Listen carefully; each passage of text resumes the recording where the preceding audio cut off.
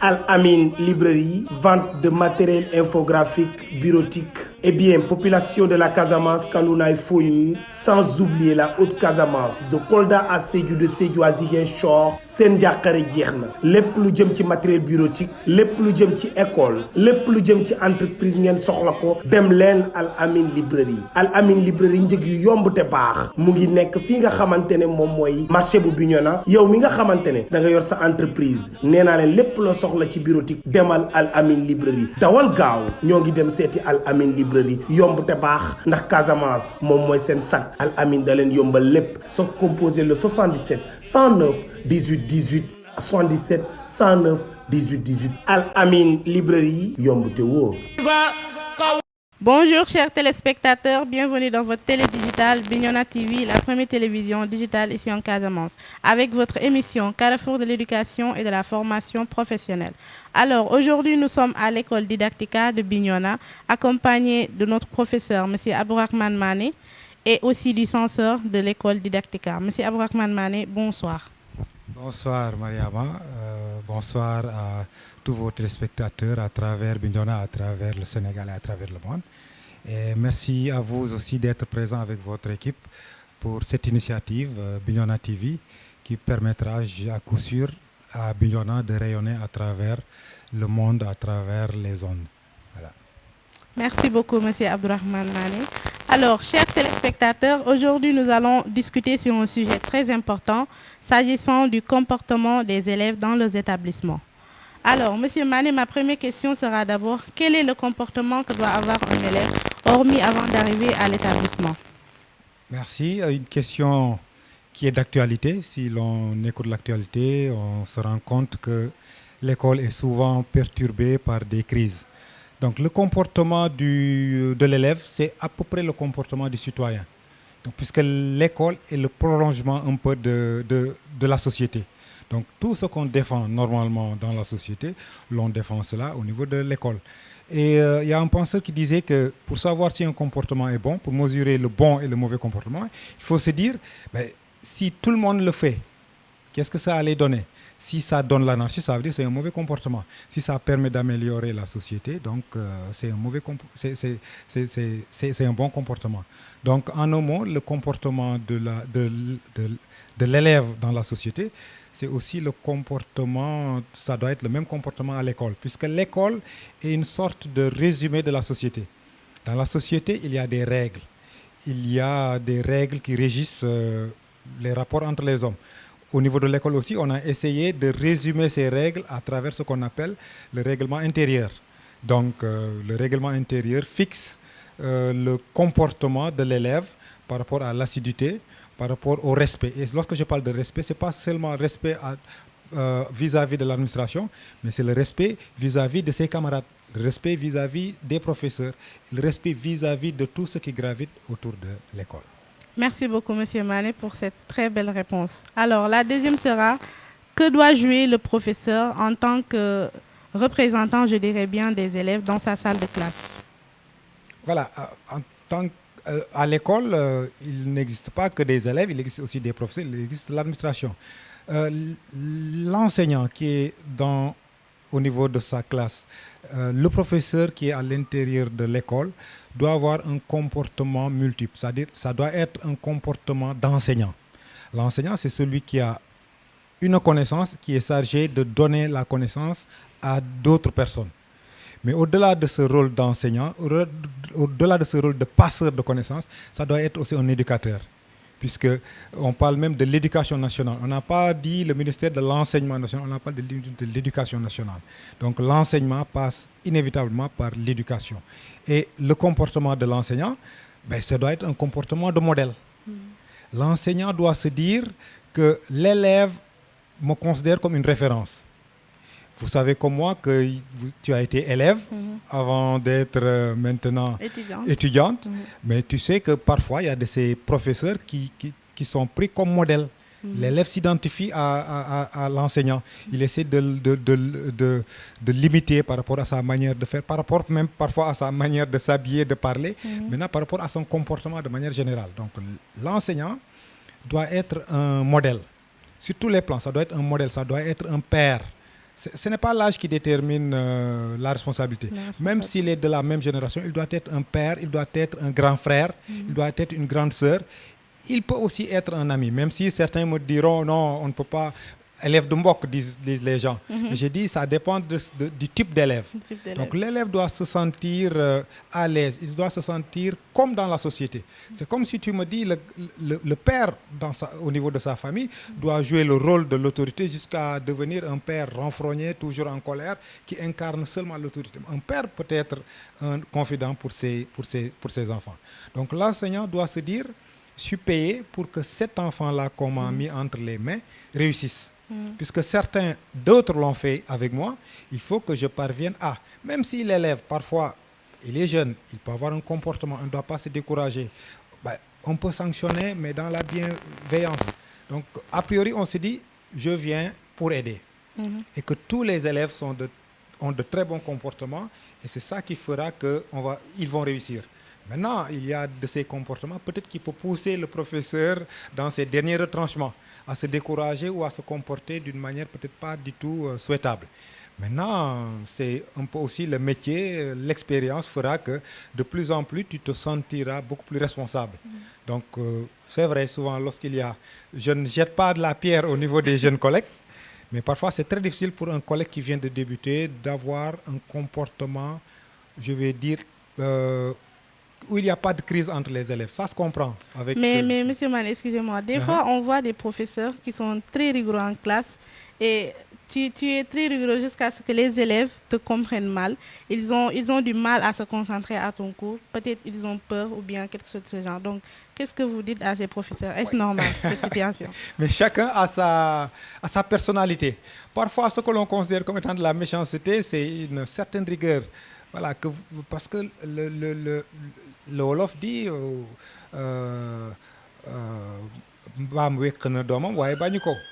donc parfois il y a un comportement, peut-être ça peut être excessif et les gens vont le juger comme étant de la rigueur, mais c'est au professeur de pouvoir doser les choses. En classe, c'est pas au niveau de notre grande place. Il y a un respect, il y a un minimum de respect. Mais quelque part aussi, le professeur ne doit pas être un gendarme dans sa classe. Lorsqu'il entre, personne ne rit. Jusqu'à la fin du cours, ça devient un cours qui est un peu difficile. Puisque l'individu a besoin parfois, les élèves sont parfois fatigués, on les taquine parfois, et puis voilà, on les relance, on leur permet parfois de souffler un peu. C'est difficile d'être concentré 2 heures, de suivre le professeur, de ne pas tourner la tête, de ne pas, voilà. Mais c'est au professeur un peu de jouer sa partition et d'être plus ou moins à mi-distance entre les élèves. Et aux élèves aussi de comprendre que celui-là, c'est un aîné. Donc tout ce qu'il fait normalement, c'est dans notre bien. C'est pour notre bien. Il peut bien le faire comme aussi il peut y avoir des dérives, mais c'est toujours dans l'esprit de bien faire. Okay. Donc, pourquoi les élèves de nos jours sont très agressifs envers le professeur? Parce qu'on voit des phénomènes. Il n'y a pas longtemps, voilà, les élèves qui agressent le professeur dans la salle de classe. Donc, vous lancez la faute au professeur, aux parents d'élèves, à la rue ou bien à la nouvelle technologie aujourd'hui? Oui, tout le monde est responsable. Hein. Nous sommes tous responsables. Puisque lorsque ces phénomènes arrivent, ce ne sont pas des phénomènes que l'on voit du jour au lendemain. C'est un processus.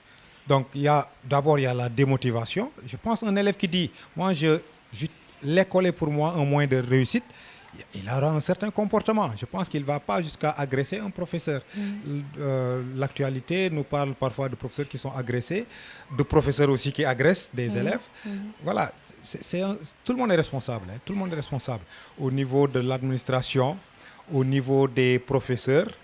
Voilà, heureusement, dans notre société, dans cette localité où nous sommes, là je touche du bois, on n'a pas beaucoup de ces genres de problèmes.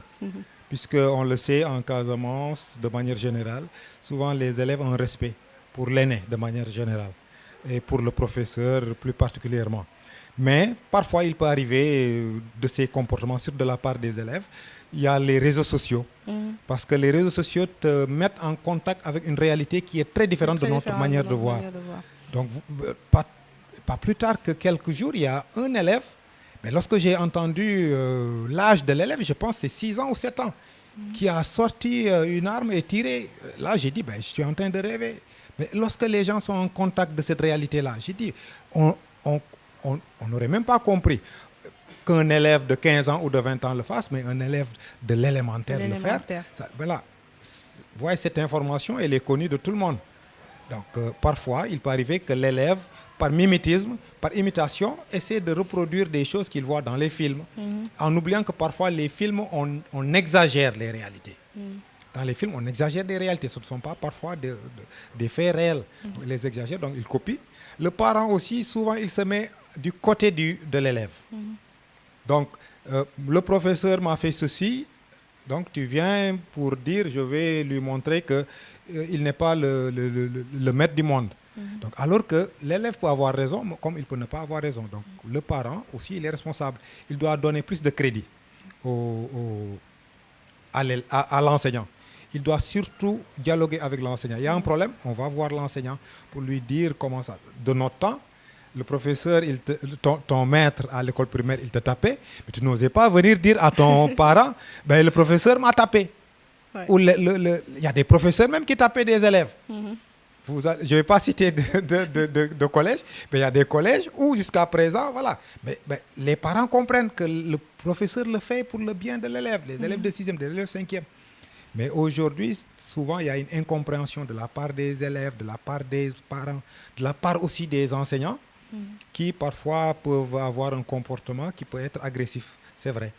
Mais c'est aux parents, aux élèves, de se dire que l'enseignant est là pour aider notre fils à réussir ou notre fille. L'enseignant aussi doit se dire, je suis payé pour permettre à cet élève-là d'avoir les mêmes chances que moi de réussir. Donc, il est jeune. Il faut qu'on le comprenne, surtout les élèves qui sont à l'âge de la puberté.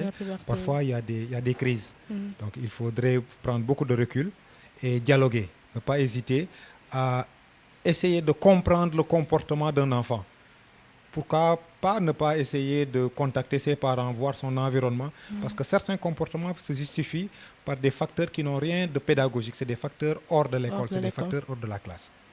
Donc, ma dernière question sera celle de savoir quel message lancez-vous du moins aux parents d'élèves? Parce que l'éducation aussi, ce n'est pas seulement l'établissement. Les parents ont un rôle énorme à jouer parce que c'est eux qui ont mis au monde leurs enfants. Donc, ils doivent être capables de surveiller leurs enfants et de bien maîtriser l'école là où ils sont et de bien se renseigner aussi de ce qu'ils font tous les jours. Voilà, le message, je ne vais pas le lancer aux parents, je vais le lancer à nous, puisque moi, en tant que parent, parfois, tu peux baisser les bras. Donc, je le dis, c'est un message pour nous. Nous, ça veut dire vous, téléspectateurs, vous qui êtes en train de regarder, mais nous aussi, puisque nous sommes enseignants, mais aussi nous sommes parents. Souvent, on oublie que les enseignants sont aussi des parents. Donc, que l'enseignant, le parent, le grand frère, il doit aider l'élève à réussir. Aider l'élève à réussir, c'est de venir de temps à autre à l'école. Puisqu'il y a des élèves qui ont un excellent comportement à la maison, mais qui vont avoir un comportement pas du tout recommandable à l'école. Le parent, il peut mettre sa main au feu que l'élève n'a pas fait ça. Parce qu'il n'est pas au courant que l'élève se comporte mal lorsqu'il sort de l'école. Donc, le message que je vais peut-être donner aux parents, c'est de dire aux parents de venir très souvent, de considérer l'école, l'enseignant, le censeur, le proviseur, le directeur, le maître comme étant un partenaire. Donc, de temps à autre, personne n'a de temps. De temps à autre, je passe à la récréation pour voir comment se comporte mon enfant. On me dira, oui, il est ceci, mais s'il pouvait faire ceci, il vient toujours en retard, il ne vient pas. Il y a des parents qui se rendent compte que leur élève a fait 45 heures d'absence seulement au second semestre, lorsque l'élève a été exclu. Et là, les carottes sont cuites, ce sera difficile de rectifier le tir. Donc, ne pas hésiter à venir très souvent à l'école. Il y a des établissements qui sont connectés à Planète. Donc, allez au niveau de l'administration, demandez le code, on vous donne. Vous pouvez de temps à autre regarder avec votre téléphone ou, si l'établissement n'est pas connecté, se déplacer et venir. Et l'enfant sait que mon parent se déplace très souvent. Et là, il saura que je ne peux pas me comporter d'une certaine manière. Merci, Monsieur Mané, pour ces pertinentes réponses. Merci, Mariama. Merci. Et merci à Bignona TV. Al Amin Librairie, vente de matériel infographique, bureautique. Eh bien, population de la Casamance, Kalouna et Fogny, sans oublier la Haute-Casamance, de Kolda à Sédhiou à Ziguinchor, seen njàqare jeex na lépp lu jëm ci matériel bureautique, lépp lu jëm ci école, lépp lu jëm ci entreprise ngeen soxla ko, dem leen Al Amin Librairie. Al Amin Librairie njëg yu yomb te baax mu ngi nekk fii nga xamante ne moom mooy marché bu Bignona. Yow mi nga xamante ne da nga yor sa entreprise, nee naa leen lépp loo soxla ci bureautique demal Al Amin Librairie. Dawal gaaw ñoo ngi dem seeti Al Amin Librairie yomb te baax ndax Casamance moom mooy seen sac. Al Amin da leen yombal lépp. soo composé le 77 109 18 18 77 109 18 18. Al Amin Librairie yomb te wóor. Chers téléspectateurs, là je me tourne vers Monsieur Moustapha Sané, censeur de l'école Didactica. Monsieur Moustapha Sané, bonsoir. Bonsoir madame. J'espère que vous allez bien. Oui, ça va, alhamdoulilah. Alors, sur le thème, le comportement des élèves dans leurs établissements. Là, ma première question sera celle de savoir, est-ce que l'élève doit montrer un signe d'indiscipline au sein de l'établissement? Voilà, tout d'abord je remercie Bignona TV pour le choix apporté sur notre établissement qui est la Didactica. Je pense que l'émission vient à point nommé parce qu'il a manqué trop à Bignona. Et je pense que le carrefour de l'éducation et de la formation professionnelle est un thème très intéressant concernant l'éducation à Bignona. Et pour votre question, je pense que l'élève ne doit pas avoir un comportement d'indiscipline, puisque c'est dans l'école qu'on forme les futurs cadres et c'est dans l'école qu'on forme les futurs présidents. C'est pourquoi l'élève doit avoir un comportement exemplaire. D'où la mise en place d'un gouvernement scolaire pour une assimilation par rapport à ce qui se passe dans le gouvernement et que les élèves aient un aperçu par rapport à comment diriger un État et comment fonctionne un État. Donc je pense que l'élève doit avoir un comportement qui est copiable. Merci. Alors, merci. En tant que censeur de l'école Didactica, que devez-vous faire pour que les élèves puissent s'adapter à l'environnement de l'école? Parce que des fois, on dit que l'environnement de l'école pose problème. C'est ce qui pousse certains, du moins, à être un peu bizarres en classe ou bien à l'établissement en général. Voilà, vous savez, la Didactica, comme la Didactica est une école qui se veut une école d'excellence, donc il y a un règlement établi que les élèves doivent suivre pour le bon fonctionnement de l'établissement et que les résultats suivent.